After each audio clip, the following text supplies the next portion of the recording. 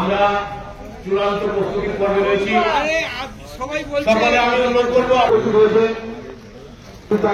বিশিষ্ট বিপ্লবী জাতীয় বিধায়ক উত্তরসূরি মাননীয় সব্যসাচী দা মহাশয়, উনি আমাদের আজকের এই জাতীয় পতাকা উত্তোলন করবেন।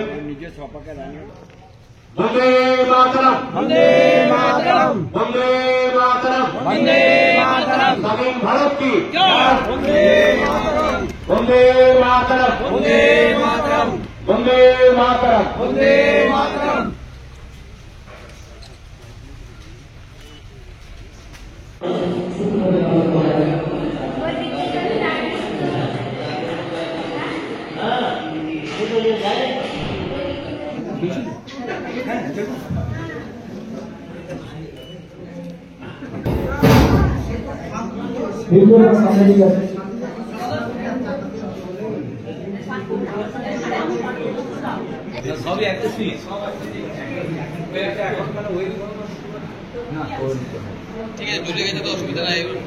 ওইখানে যখন মারধর করছিল পুলিশ স্বদেশী ক্রিকেটারদের, তখন বাবা বলে ওঠেন তোমরা শুধু শুধু মারছো কেন ওদেরকে। এই নিয়ে বাবা একটুখানি পুলিশকে বেশ মানে একটু বাচ্চা ছেলে হলেও খুব ইয়ে ছিলেন আর কি।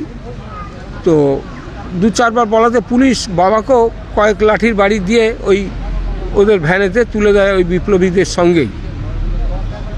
এরপরে বাবার 3 মাস শিশুবন্দি জেল হয়ে যায়, জুভেনাইল পানিশমেন্ট। বাবাকে নিয়ে তার বুড়ি পিসিমা এই মোলানদিঘিতে এসে তার শিষ্য বিধুভূষণ মুখুজ্জের কাছে রেখে দিয়ে যান মানুষ করবার জন্য। বিধুভূষণের টোলেতেই বাবা তখন ভর্তি হয়েছিল।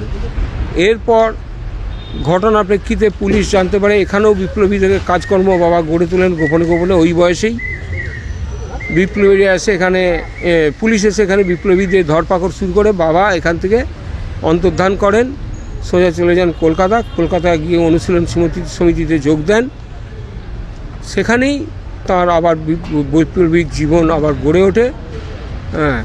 দীর্ঘ দেশ স্বাধীন হওয়া পর্যন্ত তিনি এই বিপ্লবের কাজ করে গেছেন।